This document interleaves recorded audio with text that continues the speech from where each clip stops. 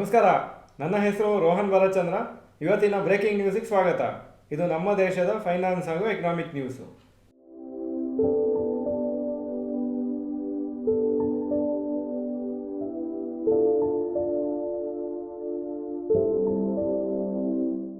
News number 1, S&P Global hikes India's GDP to 6.4%.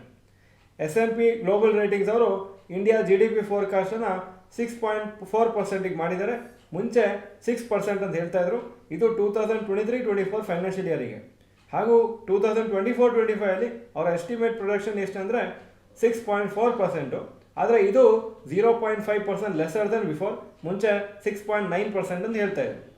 2025-26 ಅಲ್ಲಿ ಅವ್ರ production ಏನಂದರೆ ಇಂಡಿಯಾ GDP ಗ್ರೋತ್ 6.9% ಆಗುತ್ತೆ ಅಂತ.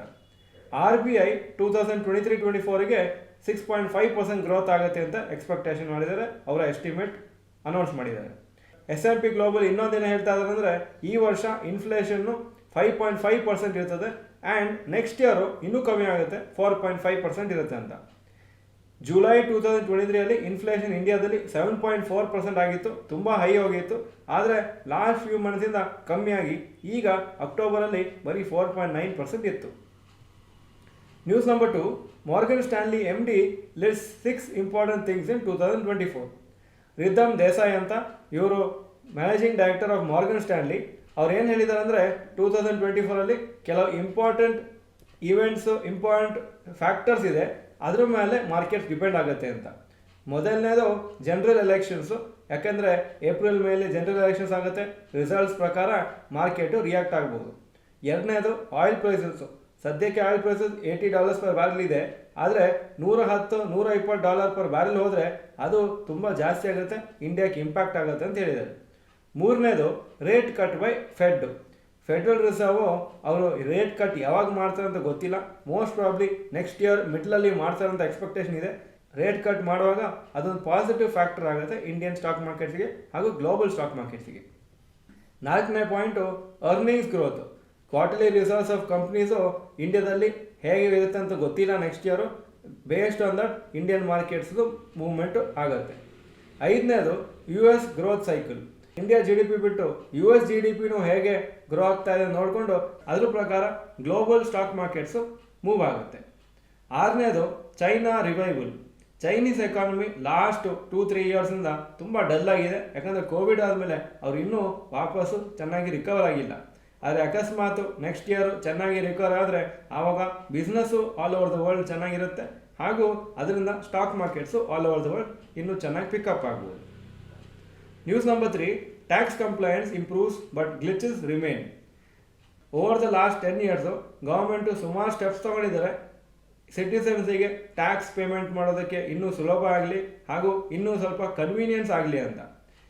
ಸ್ಮಾಲ್ ಬಿಸ್ನೆಸ್ಗೆ ಮುಂಚೆ 1 crore ಜಾಸ್ತಿ ಟರ್ನ್ ಓವರ್ ಇದ್ದರೆ ಅವ್ರಿಗೆ ಆಡಿಟ್ ಮಾಡಬೇಕಂತಿತ್ತು, ಈಗ 10 ಕೋಟಿವರೆಗೆ ಮಾಡಿದ್ದಾರೆ. ಸೊ ಎಷ್ಟೋ ಬಿಸ್ನೆಸಸ್ ಆ ಪರ್ಟಿಕ್ಯುಲರ್ ಲಿಮಿಟಿಗೆ ಬರೋದಿಲ್ಲ.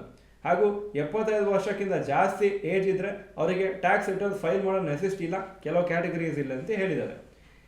ಈ ಎಲ್ಲ ಎಫರ್ಟ್ಸಿಂದ 7.85 crores ಟ್ಯಾಕ್ಸ್ ರಿಟರ್ನ್ ಫೈಲ್ ಆಯಿತು ಈ 2022-23 ಹಾಗೂ 10 ವರ್ಷ ಹಿಂದೆ ಬರೀ 3.36 crore ಜನ ಟ್ಯಾಕ್ಸ್ ಫೈಲ್ ಮಾಡ್ತಿದ್ರು.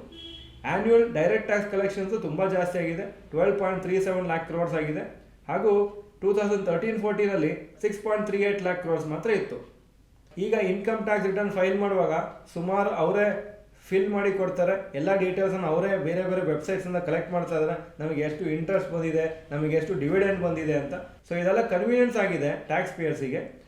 ಆದರೆ ಇದೆಲ್ಲ ನೋಡಿದ್ರು ಕೆಲವು ಸತಿ ರಾಂಗ್ ಆಗಿ ಇನ್ಕಮ್ ಟ್ಯಾಕ್ಸ್ ನೋಟಿಸ್ ಬರುತ್ತೆ. ಎಷ್ಟೋ ವರ್ಷ ಆದಮೇಲೆ ಯಾವುದೋ ಒಂದು ವರ್ಷದ್ದು ಅವರು ಈ ಥರ ಟ್ಯಾಕ್ಸ್ ಡೀಟೇಲ್ಸನ್ನು ಕಳಿಸಿ ಅಂತ ಇನ್ಕಮ್ ಟ್ಯಾಕ್ಸ್ ಡಿಪಾರ್ಟ್ಮೆಂಟ್ ಅವರು ಈ ಥರ ಪ್ರಾಬ್ಲಮ್ಸ್ ಕೊಡ್ತಾರೆ. ಅದನ್ನೆಲ್ಲ ಆದಷ್ಟು ಕಮ್ಮಿ ಮಾಡಬೇಕಂತ ಗೌರ್ಮೆಂಟದ ಉದ್ದೇಶ.